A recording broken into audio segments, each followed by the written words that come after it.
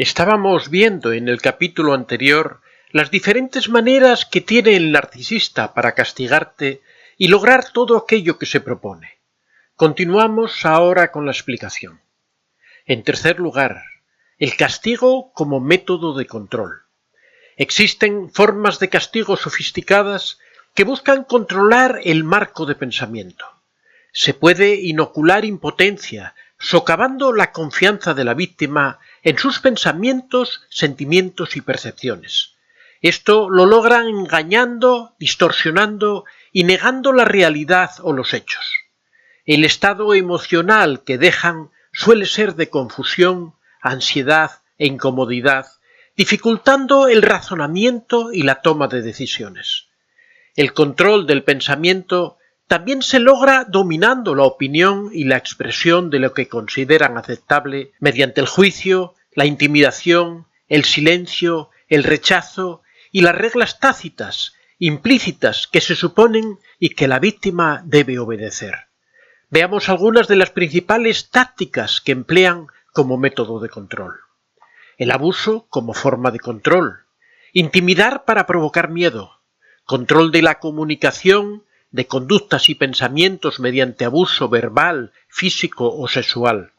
Puede ser implícita o explícitamente amenazando o actuando. Es frecuente que la víctima viva con miedo a sus reacciones.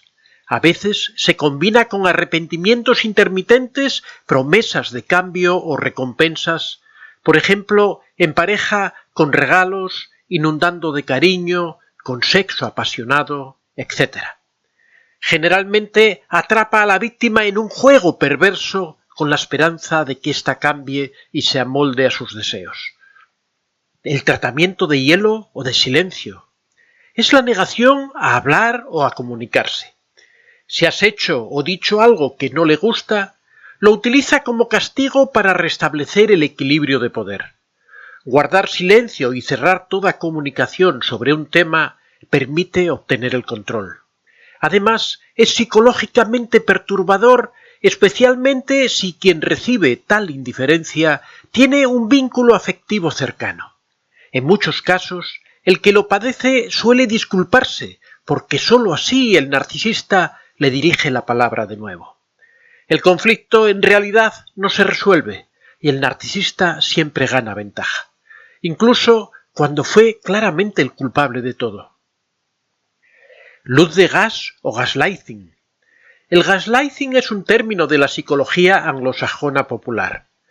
La luz de gas significa ser inducido a cuestionar la realidad evidente o la propia memoria y percepción debido a la manipulación.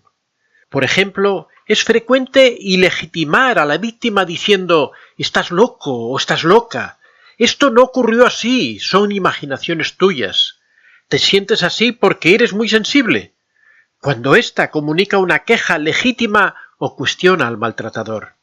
Además, pueden victimizarse y exteriorizar que tú eres el culpable. Los mecanismos de proyección. Se trata de un mecanismo inconsciente que niega algo en el interior inaceptable para atribuírselo al otro. Es una defensa mediante la cual el narcisista puede desviar el foco de atención de un aspecto y sin embargo criticarlo en la otra persona. El narcisista no asume sus propias emociones y comportamientos, los coloca fuera de él. Pueden buscar provocar emociones que rechazan tener y solo se detienen cuando la víctima reacciona. Por ejemplo, reacciones emocionales intensas o agresivas. Recuperan el control a través del estado emocional provocado y pueden aprovechar para culparte después. El desplazamiento de la culpa.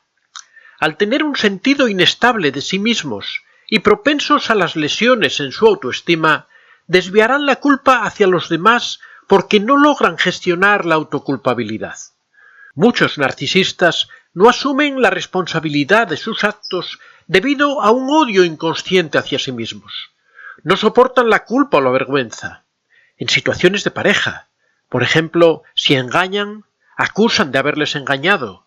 Si abusan, culpan del maltrato a la otra persona. En cuarto lugar, el castigo como reacción a la rabia narcisista. Los narcisistas suelen enfurecerse cuando alguien pone de manifiesto sus debilidades o les deja en evidencia. Esto se debe a su herida narcisista, la fragilidad de su autoimagen. Pierden el control con gritos e insultos. Durante estos enfados pueden ser agresivos y muy hirientes con sus palabras. Durante la rabia narcisista harán cualquier cosa para herirla de la misma manera, incluso más, justificándose en sus sentimientos heridos. Suelen decir ojo por ojo y diente por diente. También pueden cerrar cualquier comunicación, sobre todo si pueden herir aún más su autoestima. En quinto lugar, el castigo como demostración de poder. Kemberg, en 1984, llama al tipo narcisista más problemático como narcisista maligno, situándolo en el continuo de la psicopatía. Si tiene esta tendencia psicopática, tiende a sentirse con derecho a hacer lo que desea. Temen a ser manipulados por un mundo que perciben como egoísta, deshonesto y débil. Necesitan sentir el dominio y salirse con la suya. Tienden a reificar o cosificar a los demás, viéndolos como objetos con los que pueden satisfacer sus necesidades. Por otro lado, si hay una biografía marcada por la vergüenza y la humillación, pueden esperar ser humillados o atacados, adelantándose hostilmente para evitar el ataque. En estos casos hay tendencias paranoides, es decir, percepción de amenaza y presencia de angustias persecutorias ante el poder del otro. En sexto lugar, castigar por el simple placer sádico. Algunos narcisistas en el extremo maligno del espectro ejercen el control sobre su entorno con la agresión, la dominación y el abuso. Algunos son también sádicos. Experimentan placer con el dolor que provocan. Lo hacen no por falta de empatía, sino porque disfrutan humillando, sometiendo, mancillando, forzando al dolor y deshumanizando a los demás. Cosifican a los otros y les hacen sufrir, y frecuentemente todo esto suele tener un componente sexual. En conclusión, en las relaciones con un narcisista, los castigos son frecuentes y pueden adoptar muchas formas. Este artículo ha intentado recopilar una guía para identificar cómo castigan los narcisistas y entender por qué se comportan así. El narcisista castiga para reequilibrar sus sentimientos de inferioridad y por necesidad de control en las relaciones, también como forma de devolver lo que siente como una herida. Aunque algunos castigos son más obvios y explícitos, otros pueden dejarte en un estado de confusión e incomodidad.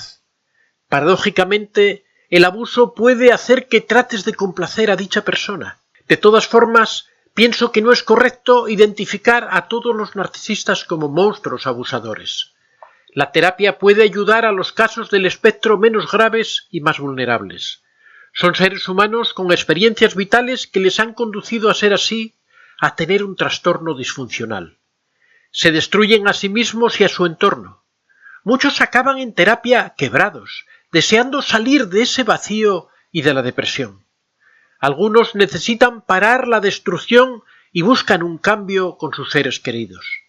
Sin embargo, no podemos justificar sus comportamientos y asumir el abuso sistemáticamente, aunque sean víctimas de sus propias experiencias.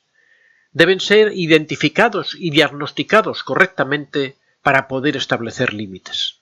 Es necesario tomar una postura firme y dejar de ceder a las exigencias y manipulaciones.